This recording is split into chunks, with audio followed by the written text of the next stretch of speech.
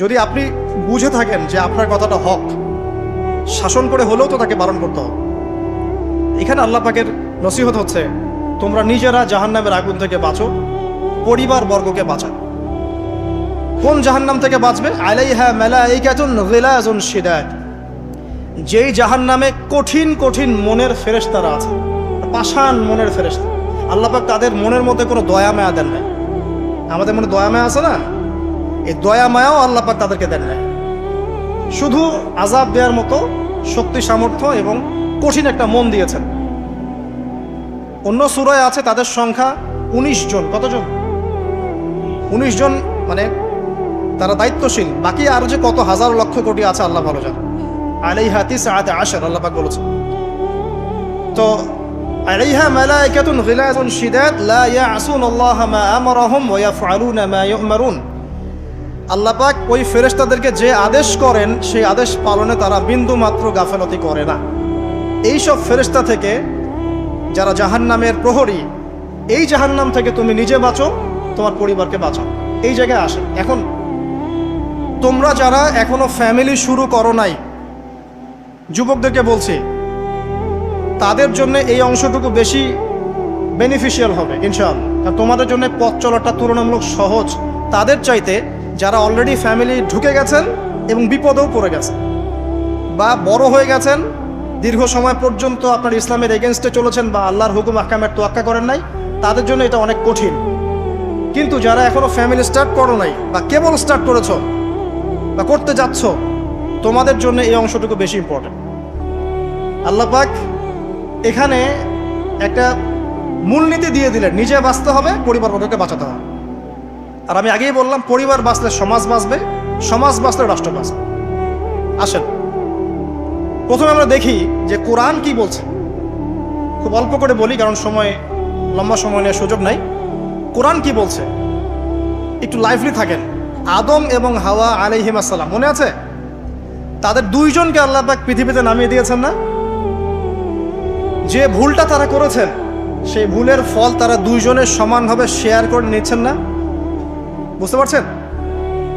আল্লাহর সীমা লঙ্ঘন করার পরে তাদেরকে যে আল্লাহ পাক নামিয়ে দিলেন পৃথিবীতে, এখন এই যে লম্বা সময় তাদেরকে পৃথিবীতে থাকতে হবে, পৃথিবীর এইসব ভোগান্তি পোহাতে হবে, হ্যাঁ, জান্নাতের সেই নাজ নেয়ামত থাকছে না, এই যে কষ্টের পথ চলা, এই পথ চলাটা কি স্বামী স্ত্রী একসাথে না? এভাবে যদি পরিবারের স্বামী এবং স্ত্রীরা তাদের জীবনের উদ্দেশ্যটা ফিক্স করতে পারে এবং সমস্ত বাধা বিপত্তিকে হাসি মুখে একসাথে ডিঙাতে পারে, পরিবারে শান্তি আছে। যদি না পারে, তাহলে বুঝবেন যে সে আদর্শ স্বামী ছিল না, অথবা সে আদর্শ স্ত্রী ছিল না। এখান থেকে শিক্ষা হচ্ছে, দুইজনের জীবনের উদ্দেশ্য একই রকম হতে হবে, দুইজনের লাইফের মিশন সেম হতে হবে। তখন আপনি পরিবারে শান্তি পাবেন ইনশাআল্লাহ। যদি না হয়, তাহলে আপনি বিয়ের মধ্যে ভুল করেছেন। অতএব এই জায়গায় নসিহতটা প্রথম নেন। তারপরে চলে আসেন নূহ আলাইহিস সালাম, মনে আছে নাম? তার একজন ছেলে ছিল, সে কি মুমিন ছিল? করেন নাই? সে কিন্তু মুমিন ছিল না, সে অস্বীকারী ছিল। তার নূহ আলাইহিস সালামের স্ত্রী, সে কি মুসলিম ছিল? চিন্তা করতে পারেন, একজন নবীর স্ত্রী মুসলিম নন, একজন নবীর ছেলে, তিনি আল্লাহর আদেশের পরোয়া করছেন না। আল্লাহ বলছেন লাইসা মিন আহলিক, এই ছেলে তোমার পরিবারের কেউ না। নূহ আলাইহিস সালাম বলছেন, হে আল্লাহ, সে আমার পরিবারের একজন, তাকে ক্ষমা করে দাও। আল্লাহ বলছেন লাইসা মিন আহলিক, সে তোমার পরিবারের কেউ না। নবী পরিবারের সদস্য হওয়া সত্ত্বেও লূত আলাইহিস সালামের স্ত্রী, সে কি জান্নাতি না জাহান্নামী? তাহলে এখানে বোঝেন যে নবী পরিবার হলেও যদি ব্যক্তিগত পর্যায়ে মানুষের মধ্যে ঈমান ইসলাম না থাকে, তাহলে এইসব বংশের পরিচয়, রক্ত, বর্ণ, জাতীয়তাবাদ, ভাষা, এগুলো মানুষকে আল্লাহর আযাব থেকে বাঁচাতে পারবে না। নবীর পরিবারের সদস্য হওয়া সত্ত্বেও তারা জাহান্নামে যাচ্ছে। শ্রোতা হারিম পড়েন। তাহলে আমাদের কাজ কি?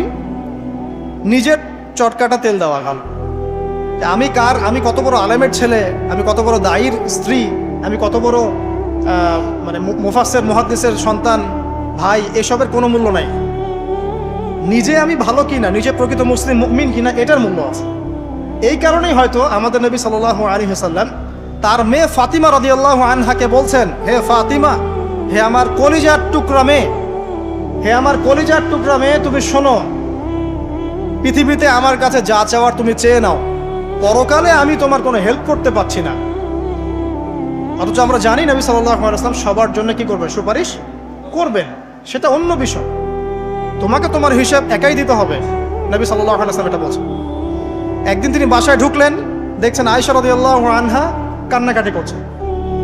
আয়েশা, আর বলে রাখি, আয়েশা রাদিয়াল্লাহু আনহা সম্পর্কে আমাদের নবীজি বলেছেন, তাকে প্রশ্ন করা হচ্ছে আপনি পৃথিবীতে সবচেয়ে বেশি কাকে ভালোবাসেন?